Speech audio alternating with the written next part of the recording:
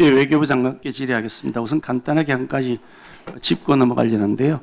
그 2023년 8월 달에 그 일본 후쿠시마 오염수 자기들이 처리했다고 해서 방류하려 할 때 그 민주당 그 대표였던 이재명 대표께서는 이게 국민을 속이는 왜곡 조작이다, 핵 폐수다, 핵물질 오염수다, 제2의 태평양 전쟁이다 이렇게 하면서 반일 감정을 매우 앞장서서 부추기셨습니다. 그리고 그 때문에 경제적, 사회적 피해를 많은 우리 대한민국 국민들이 봤습니다. 물론 방류 안 할 수 있으면 제일 좋겠지만 국제사회 속에서 과학적 근거와 합리적 이유를 대해야 되는 것이 또한 우리 국가적 과제이다 보니까 그 점에 대해서 뭐 반일 감정을 한편 부추기는 것이 야당의 입장에서는 그럴 수 있겠지만 객관적으로 입증할 자료가 있는지를 제가 그때 확인하기 위해서 지난 8월 달에 제가 우리 외교부 장관께 물었습니다. 그래서 그 당시에 이재명 대표께서 했던 말, 핵폐수란 말, 그게 지금도 근거가 있느냐라고 했더니 근거가 있다. 실적 수치 자료를 제출하겠다 말씀하셨거든요. 그 후에 제가 자료를 제출을 받아 본 내용에 의하면 그것이 그렇게 문제가 있다는 자료는 하나도 없고 도리어 그 현 정권의 해수부 차관께서도 최근에 방류 이후에도 우리 바다는 안전한 것으로 확인되고 있습니다. 이렇게 했고 지난 8월 20일 날 국무조정실에서는 검사를 쭉 했는데 하나도 검출된 것이 없다. 그리고 남동해역 12개 지점, 서북해역 7개 지점, 원근해 21개 지점에 대한 시료 분석 결과 WHO 먹는 기준 대비 훨씬 낮은 수준이다. 이렇게 공식 발표까지 했거든요. 그러니까 그 당시 장관께서는 저한테 거짓말한 것이 됩니다. 그 점에 대해서 사과하시는 것이 옳다고 생각하는데 어떻게 생각하십니까?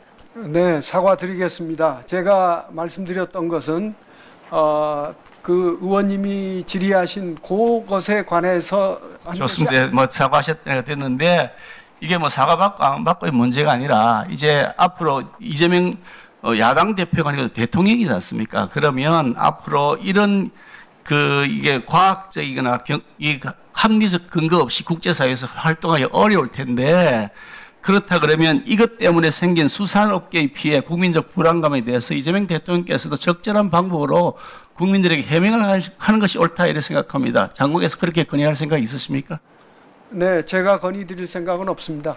그래요? 알겠습니다. 그럼 국민들에게 계속 거짓말한 거는 거짓말로 넘어가자 이거지요? 좋습니다. 그 PT 띄우실래요? 트럼프 대통령이 이번 8월 25일 날 한미 정상회담 직전에 올렸던 트위터 X에 올렸던 글입니다. 잘 알고 계실 겁니다. 한국에서 무슨 일이 일어나고 있는 것인가? 숙청 또는 혁명이 일어나는 것 같아 보인다. 그런 상황에서는 우리가 그곳에서 사업을 할 수 없다. 이렇게 했고요. 그리고 뉴트 깅그리치라고 하는 미 하원 전 의장, 공화당 사람이죠. 여기에 보면 최근 이재명 정부가 정치 종교에 대한 전면적인 탄압을 한다. 숨막힐 지경이다. 새 정부가 정치적 반대자와 다음 PT 올려주세요. 정치적 반대자와 종교적 자유 옹호자를 탄압한다. 대규모로 보수 및 종교 지도자를 압수를 했다. 모욕적이고 위협적인 일이다. 미국의 사전 통보 없이 합동 공군기지의 한국 측 구역에 대한 급습을 감행할 정도로 오만했다. 이런 글을 올렸습니다. 이게 그냥 단순하게 일회성으로 일어나는 것이 아니다라는 생각을 저는 하는데 이번 조지아주에서 있었던 집단 체포 사건 이것이 단순한 법적 함의가 있는 것만이 아니라 정치적 함의도 있을 수 있다라고 아까 장관께서 답변하셨는데 그런 생각에 여전히 지금 변함이 없으신 거죠? 지금 이런 사안과는 무관하다고 확신하고 있습니다. 예, 장관께서 확신한다고 해서 사실이 달라지긴 안 하겠지. 장관이 확신한다고 해서 사실이 달라지는 건 아니니까요. 외교를 하시면서 국익을 극대화하기 위해서는 항상 최악의 경우를 우리가 상정해야 되는 겁니다. 그렇게 희망 고문하시면 어떡해요? 앞으로 또 재발할 수 있는데 지금 걱정되는 이런 겁니다. 지금 한국 전문가를 보내서 미국 전문가를 교육시켜달라 그러는데 저는 어떻게 들리냐면 이제 너희들 맛봤지? 이제 전문가 보내서 우리에게 기술 이전해. 라고 저는 들립니다, 해석이. 그래서 이 기술 내주려고 나면 다 벗겨주고, 다 갖다 주고, 대한민국 어떻게 살아갈 겁니까? 그런데 제가 이해가 안 되는 것은 왜 한미 정상회담 할 때 700조라는 어마어마한 돈을 투자할 때 이 오랫동안 문제가 되었던 비자 문제, 왜 제시를 안 했습니까? 왜 제기하고 해달라고 그랬습니까? 해달라고 요청을 했습니까?